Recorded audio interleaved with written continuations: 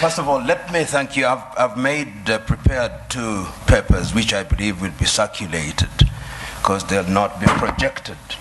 But if you can see, first of all, I want to agree with the Honorable Minister. I've done 2 pictorials. One of them is described as Africa at the dinner table. And if you look at Africa at the dinner table, Africa is on a plate and it is meat. And the diners at the dinner table are France, the United Kingdom, the United States, the European Union, the Chinese, and progressively the Arabs. And my second picture is the African hotspots. It's not visible from there. But if you look at Africa today and you make a clean sweep with your mind, there are different conflicts of different intensity in Somalia, in northern Mauritania, in northern Mali, in Central African Republic, Democratic Republic of Congo, Guinea-Bissau, in the Cameroons, in South Sudan, and one can go on and on. And there is a sense in which Africa has always been alive to the question of interference. I will refer this audience, particularly those who are starting, to take time and read the 32 odd speeches that were made in the month of May 1963 by the then heads of states and government of independent African states, the 32 of them. And there are 2 speeches that I want to isolate for this presentation. One was by David Dacko of Central African Republic. And in thanking Emperor Haile Selassie and Kwame Nkrumah on that day, he said that we must never forget that the colonial power has not left us. We must recognize that he did not go willingly. And if we don't check them, they'll come back again. And what would little Central African Republic do against them? Today, he is right. Today, if we remember the activities of France and how they have propped up the regime of Jean-Bedel Bokassa, he was right. Today, as the Honorable Minister has indicated, Africa remains the only continent in the world that is referred to in these terms, Anglophone, to mean that we are a sphere of our erstwhile colonizers. About 2 weeks ago, there was a meeting of the Commonwealth in London, England. And a friend of mine who is an Anglophile sent me the photograph very gleefully, saying this is a meeting of 53 equal states. I told him, no. If it was so, why is it that the leadership of the Commonwealth is hereditary rather than rotational? In other words, in the minds of the British, her former colonies are still under her tutelage.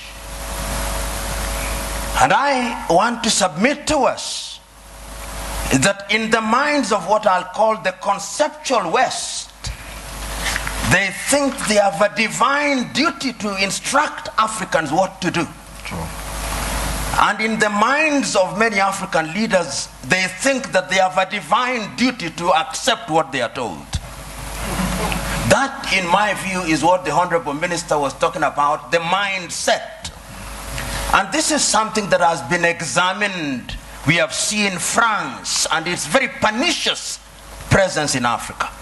We know what they did in Burkina Faso against Thomas Sankara.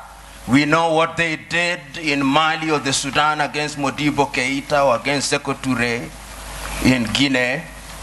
Pernicious to the core. The Portuguese, we know what battles had to be fought in that area. And let me put this very bluntly. When the former leader of Portugal, Marcelo Caetano, was asked, why can you not allow the colonies to gain independence? This is what he said in substance.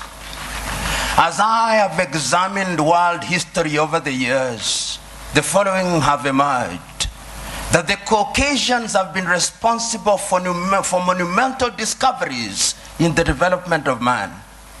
So have the Chinese, so have the Arabs.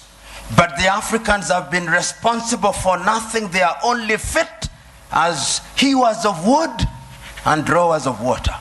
And I want to submit to you who are present here that in the conceptual West's unguarded moments, or guarded moments, that is what they think. And that is how they relate to Africa. So the whole idea that they will interfere is something that they think is their God-given duty. I said there were two speeches in 1963 that I wanted to refer to. I referred to David Dacko. The second one was the speech by Kwame Nkrumah. And Kwame provided the solution. He did not complain about colonialism. He said, we must live here with one army, with one command. We must live here with one currency. We must live here with one currency, one country. I do not know where its capital will be, but I suggest Leopoldville or Bangui. Other leaders may have their thoughts. Kwame was right, but who listened to him?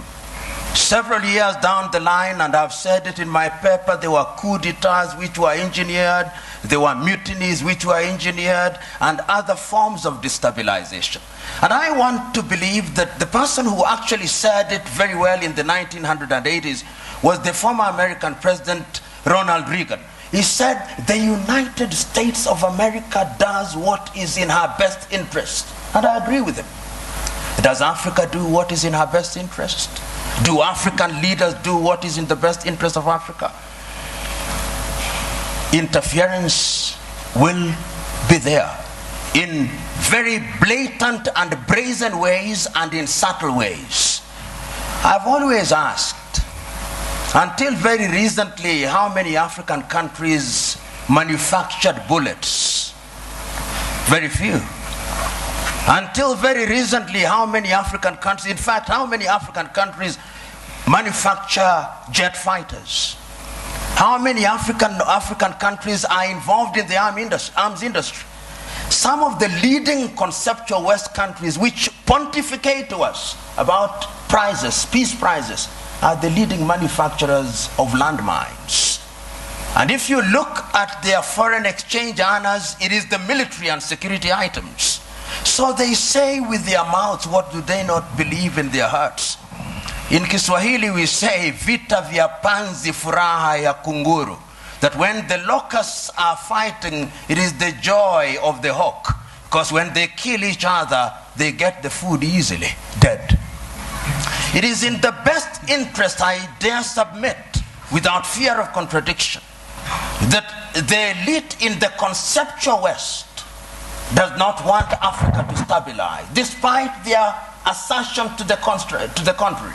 And you'll see it in every country, because conflict is a major industry. Today, you look at South Sudan and the many peace conferences that are being held, but if you ask who supplies the arms, who provides safe havens, it is the conceptual West. And when I use the term conceptual West, I'm saying that it extends to countries which are geographically not in the West, like Australia or Canada. So I'm submitting in answer to your question, Joe, that interference is there, and it is part, to use this old cliche, of the neo-colonial project.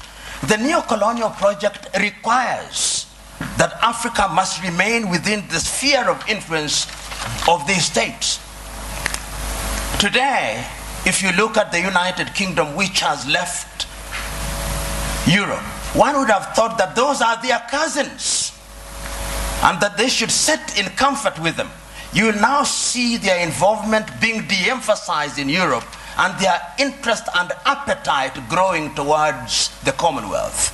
Because in the Commonwealth, they are the major domos. They'll tell us what to do. In Europe, they have to grapple with the Germans and the French, and they don't like it. That is the unspoken bit of it. The French also are in Europe, but the Germans are too strong, and they don't like it. So they want to hold Côte d'Ivoire, Gabon, and tell them what to do. I do not know how many of you saw the press conference that was attended by President Macron of France and Nana Addo of Ghana. And when Nana Addo spoke as an African should, you could see the body language of the French president. How dare this man speak this way? In other words, I'm saying that interference is the mother's milk of European economies. But to answer your second question, they have their own recruits who Professor Philip Nying'oro will be speaking here. To use the old vocabulary of those days, they have the people you call their comprador bourgeoisie. You must remember. The comprador bourgeoisie are Africans with black faces, but essentially they are doing the bidding of these powers. They are the ones you'll find them in different spheres. And they will be present. They are in your cabinet, but they are actually representatives of the foreign intelligence agencies of those countries. We know this. If you look at the declassified papers from the United States, we now know that some of leading cabinet ministers in many African countries were working for the CIA or some Western agencies. So you are sitting in cabinet, and in these days of the mobile phone, they are possibly texting their masters in Europe and America. So interference is also exacerbated by these comprador bourgeois for their own benefits. And it has never changed, Honorable Minister. In the early days of slavery, they gave some of the chiefs mirrors and alcohol. Today, what they give them are flats in Paris or in Dubai. And that is what makes them undermine Africa. The third mode of interference is through institutions. Look at the competition as it is now. There is a new entrant into the market that is called China. China is very subtle. Many people wrote the obituary of Rwanda in 1994. 20 years down the line, it has been demonstrated that Africans can actually do it. Between 1983 and 1987, I think Thomas Sankara in Burkina Faso also demonstrated that it can be done. We saw in Somalia, despite their problem. So my prescription is African unity. Africa must now begin to negotiate initially in terms of blocks, SADC, ECOWAS, East African Community, and ultimately as African Union. And lo and behold, we must do it. And I've always said this cliche, we must do it, because if we don't do it, we will be done. Thank you.